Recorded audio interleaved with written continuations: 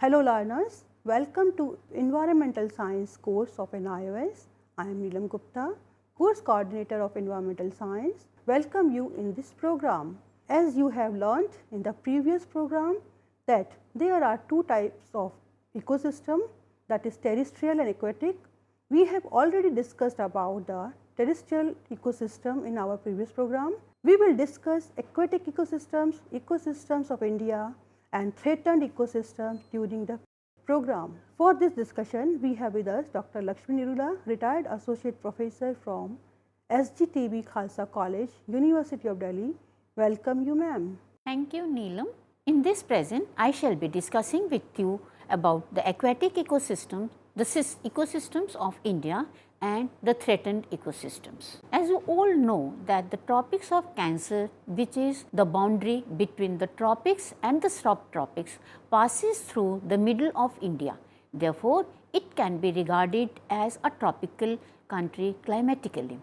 India has an extraordinary variety of climatic regions ranging from tropical in south to temperate and alpine in the Himalayan northern regions, where the elevated regions receive sustained winter snowfall.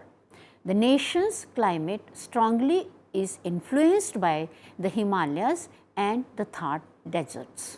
The objectives of this lesson are that after going through it, you shall be able to describe the various aquatic ecosystems such as freshwater, marine and estuarine.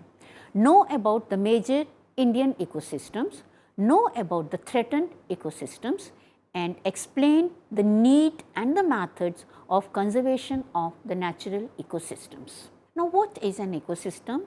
As we have already studied, an ecosystem which can be divided into two types, aquatic and terrestrial. The aquatic ecosystem are in the body of water. The two main types of aquatic ecosystems are marine and freshwater ecosystems.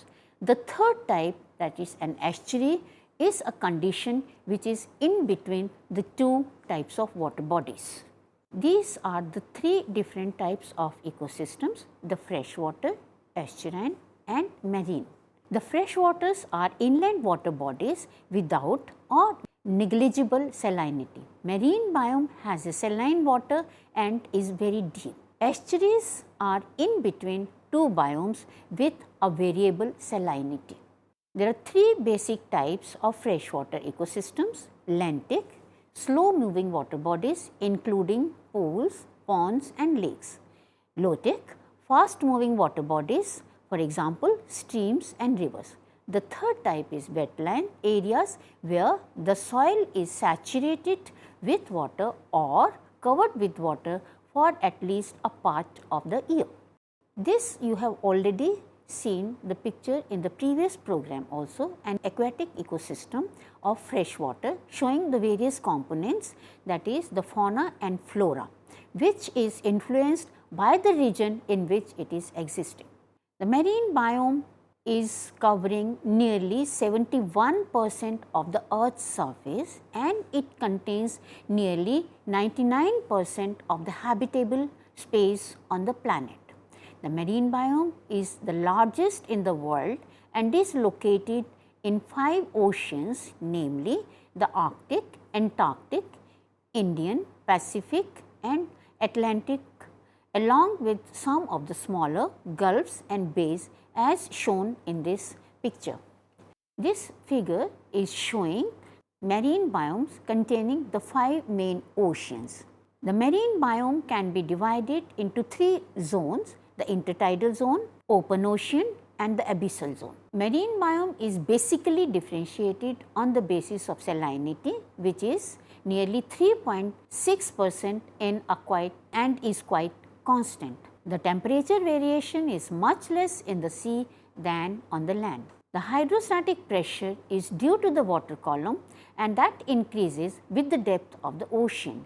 It is 1 atmosphere at the surface and is about 1000 atmosphere at the greatest depth. Near the surface, oceans are warmer as you get closer to the equator, and it becomes colder as we go closer to the polar regions. Even though the climate does not affect the marine biome, but conversely it does affect the land climate a lot.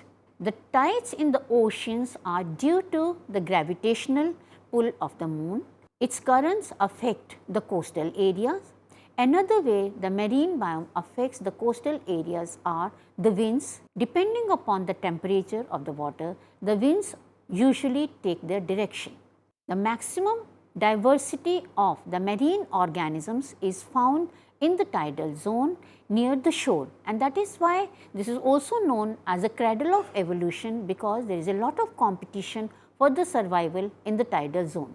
The animals in the deeper layers are adapted to the high pressures. Some of the marine organisms such as the sperm whales, certain seals can dive to a great depth and swim back to the surface without difficulty. Now, let us learn about the biomes of the India. As already stated, the first important type of biomes are forests, which are widely spread all over the country. They can be classified as the tropical rainforest, tropical deciduous forest, temperate broadleaf forests, temperate needle, leaf or the coniferous forest, and alpine and tundra forests. The other type of terrestrial biomes are grassland, deserts, mountains, ghats, and of course aquatic ecosystems, as we have just now discussed, the freshwater and the marine biomes. The tropical rainforests are found within the rainy slopes of the western Ghats, plains of West Bengal, Orissa, northeastern India and Andaman and Nicobar Islands. At high altitude, they are found in the northeastern stretches stretching from northern Assam to Nagaland, Manipur, Mizoram, Tripura and part of Arunachal Pradesh. Most of this region is at an altitude of about 900 meters. These places have plenty of rainfall and sunshine throughout the year. The growth of the trees is at its best rainfall when it is nearly 200 centimeters. In these forests, the trees grow very briskly and attain a height of 60 meters and above. These forests have a wide variety of species and are a great resource and also provide many other services to the mankind. Ebony, mahogany and rosewood are the main trees found in these forests. The mammals in these rainforests include sloth, kotai, rodent, bat, peccaries and flying squirrels. They are also the home for cats such as jaguar, ocelot, civets and jagondine. Amazon parrot, cows, pigeons and grosbeaks are among the many other species of brightly plumaged birds very commonly found in these forests.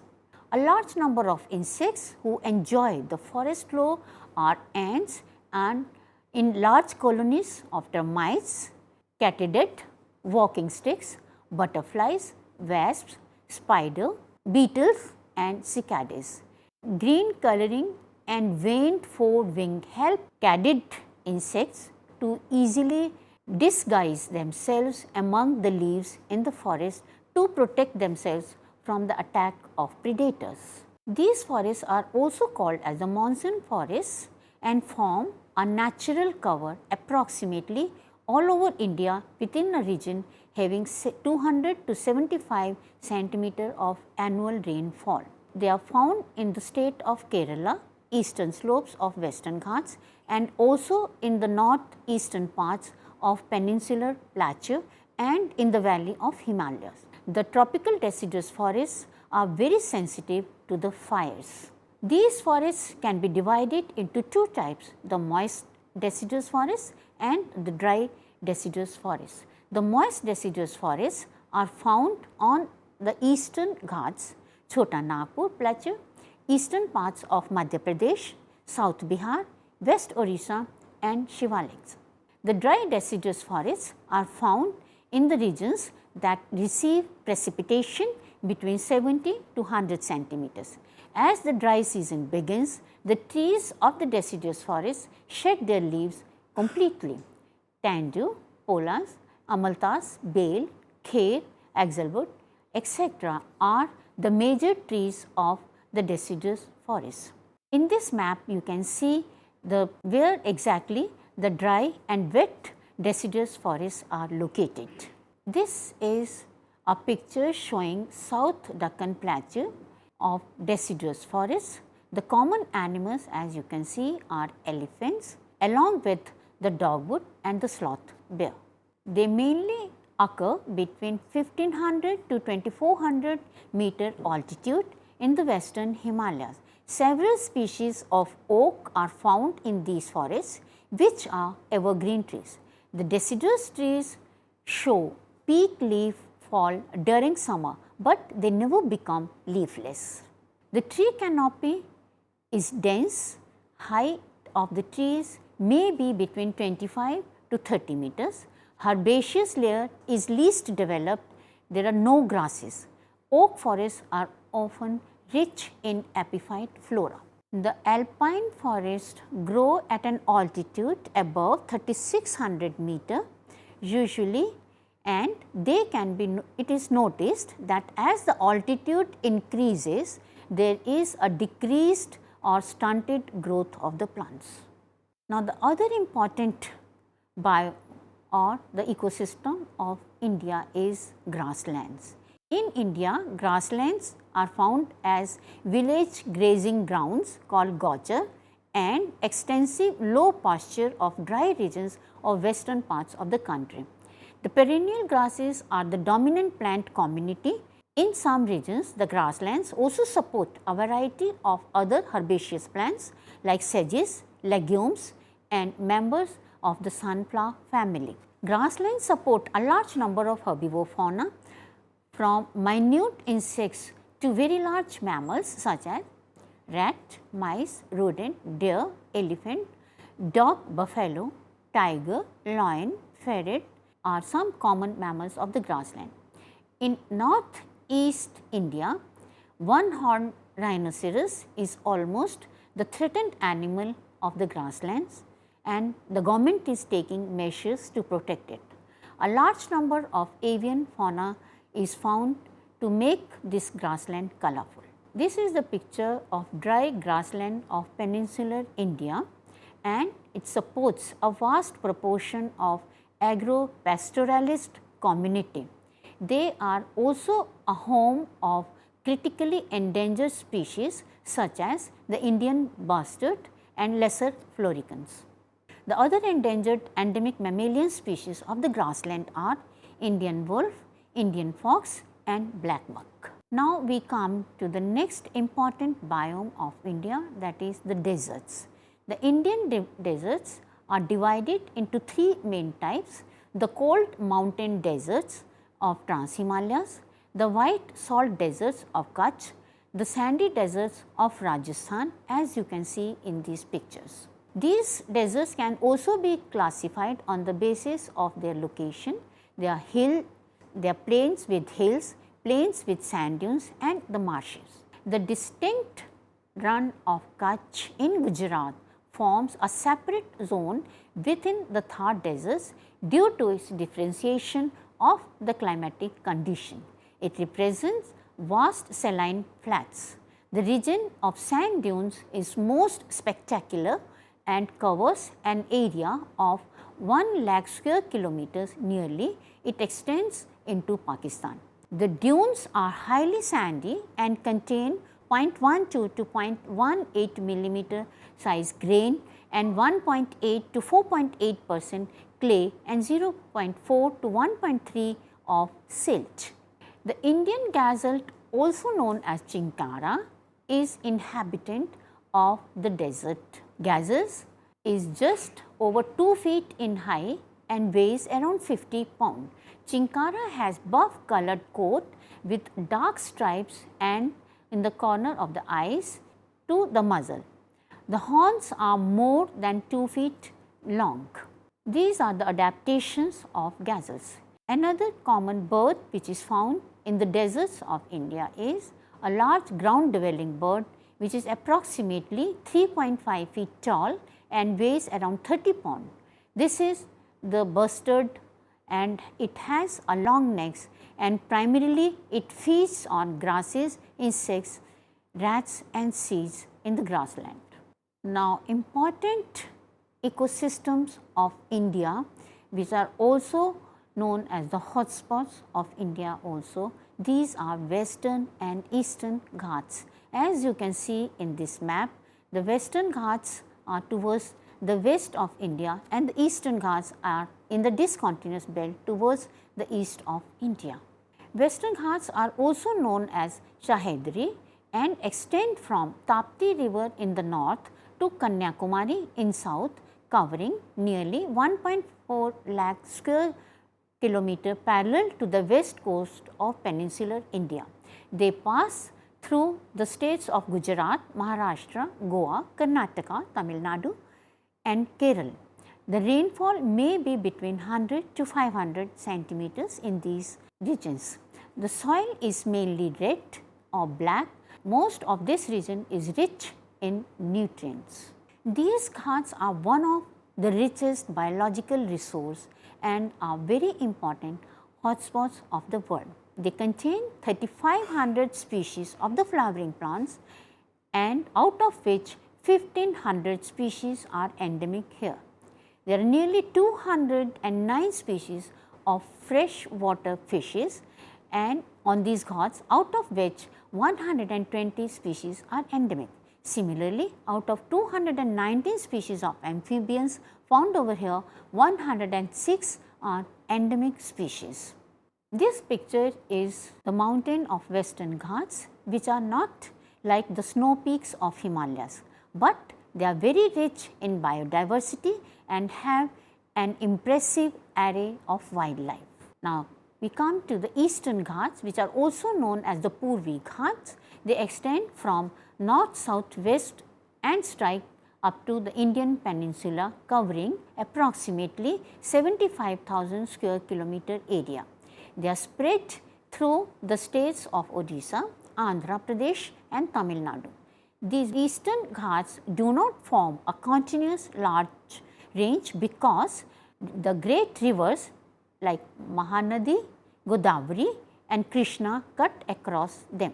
They are an assemblage of discontinuous ranges of hills, plateaus and basins. The climate of these Ghats may be semi-arid or semi-humid with a rainfall of 60 to 160 centimeters. The vegetation of these Ghats is evergreen trees to dry savannas. The Eastern Ghats are affected by the human activities. The conservation of biodiversity here is a big issue today. The special measures are taken to protect the floristic zone in the Eastern Ghats. Mangrove ecosystems are very interesting natural ecosystems of India. They are sensitive to misuse by the human activity and the natural disaster or the calamities. The human activities which threaten these ecosystems are pollution, loss of habitat, transport mechanisms and so on. The natural disasters which affect them are the sudden natural accidents, events that cause the damage to them as well as even to the human life in these regions. Tsunamis, earthquakes, landslides, volcanic eruptions, cyclones are some of the devastating natural disasters affecting the mangrove ecosystems. The mangrove represent a characteristic littoral region. These forests grow in sheltered low-lying coast estuaries, mudflats, tidal creeks, backwaters, water held back on the marshes and lagoons and tropical and subtropical regions. They are distributed over east and west coast of island of Andaman and Nicobar. Since the mangroves are located between the land and the sea, they represent the best example of an ecotone. Sundarban mangrove forests represent one of the hotspots of India and are a region that show the maximum biodiversity richness of species and endemic forms. These ecosystems are threatened basically due to the human interference. The mangrove forests include a diverse composition of trees and shrubs. The plants are well adapted to high salinity, resistant to the tidal effect, tolerant to the high temperature. Roots bear pneumatophores to help them in aeration. Mangroves are highly productive ecosystems and the trees may vary in height from 8 to 20 meters. They protect the shoreline from the effect of cyclones and tsunamis. Mangroves along the east coast are most luxuriant and considerably diverse due to the presence of nutrients rich deltas. They are formed by the river Ganges, Mahanadi, Godavari, Krishna and Kaveri. Now, estuaries are also a different type of, though quite small, ecosystem of India. Estuaries and their surrounding wetlands are the bodies of water usually found where the rivers meet the sea. Estuaries are a home of unique plant and animal communities that are adapted to the brackish water, that is a mixture between the fresh water and the marine water. Islands are also one type of ecosystem.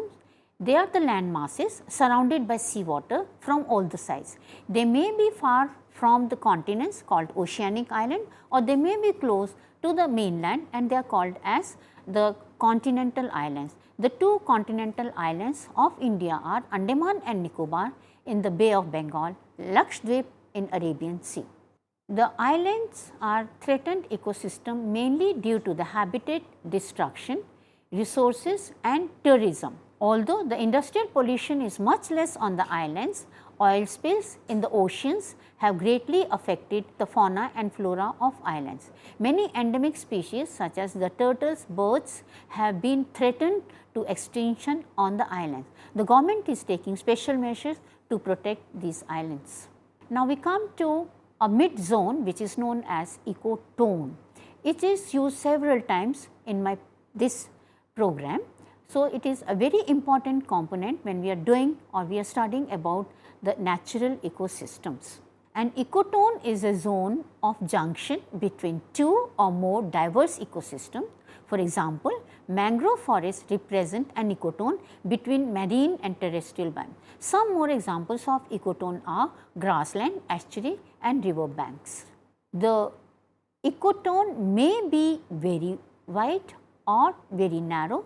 The conditions are in between the two adjacent ecosystems, hence ecotone is a zone of tension. It is a linear, shows progressive increase in the species composition of upcoming community and simultaneously a decrease in the species of other outgoing adjoining community. A well developed ecotone contains some organisms which are entirely different from both the adjoining communities. Sometimes the number of species or the population density of these species in the ecotone is much more than in the adjoining communities. This is known as the edge effect. The organisms which occur primarily or most abundantly in this zone are called as the edge species. In the terrestrial ecosystem, the edge effect is specially applicable to the birds. For example, the density of songbirds increases in the ecotone zone between the forest and the deserts. According to Norman Meyer, a hotspot is an area that has a large number of endemic species of plants, that is more than 1500, and it must be suffering from the habitat loss. Most of the species of animals and plants found here are endemic. 35 biodiversity hotspots have been identified around the world, although they make only less than 2.5% of the surface. A large portion of these species in these zones are found only within them and they are known as the endemic species. Now, the hotspots of India or the adjoining regions are the Himalayas, that include the entire Indian Himalayan regions, land falling in the Pakistan, Tibet, Nepal, Bhutan, China and Myanmar. Indo-Burman region includes the entire northeastern India except Assam, Andaman, groups of island and Myanmar, Thailand, Vietnam, Laos, Cambodia and South China.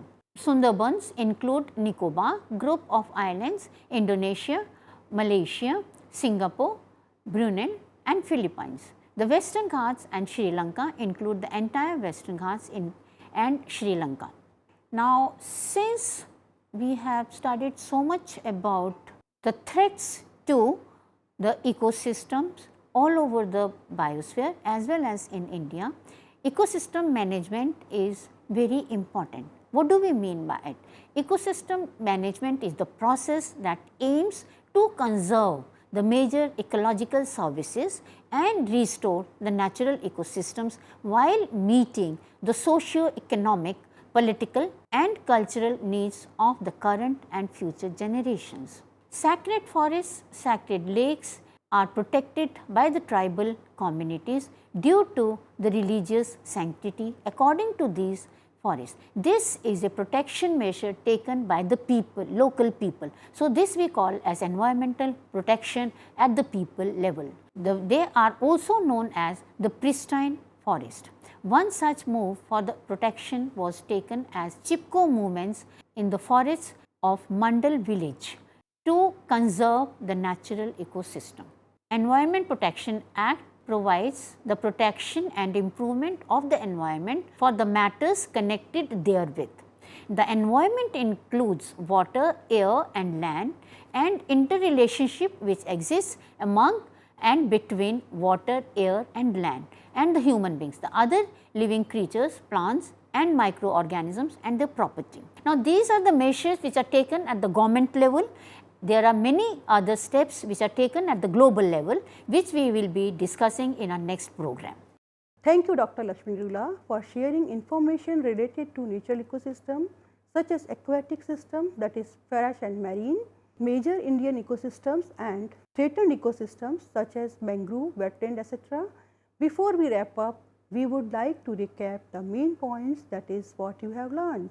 Aquatic ecosystems are freshwater bodies such as river and lake and marine habitats such as seas and ocean. Wetlands are ecotones between terrestrial and aquatic ecosystems like marshes, swamps and mangroves. Ecotone is a zone of junction between two adjoining communities, that is estuaries, mangrove and grassland. Natural ecosystems are threatened due to over-exploitation of natural resources. Human activities are also leading to pollution and climate change. Measures are taken at the people groups from local level to international levels. Environment Protection Act is implemented to protect environment that includes air, water, land, human and all forms of life. We the human beings are responsible for the reduction of natural ecosystems. To protect our own species, it is essential to us to protect them. Therefore, to prevent the further destruction, people should be educated about the various methods. Dear learners, this is all about the part 2 of the lesson 6, that is natural ecosystem. We will come again to meet you with a new program of environmental science. Thank you.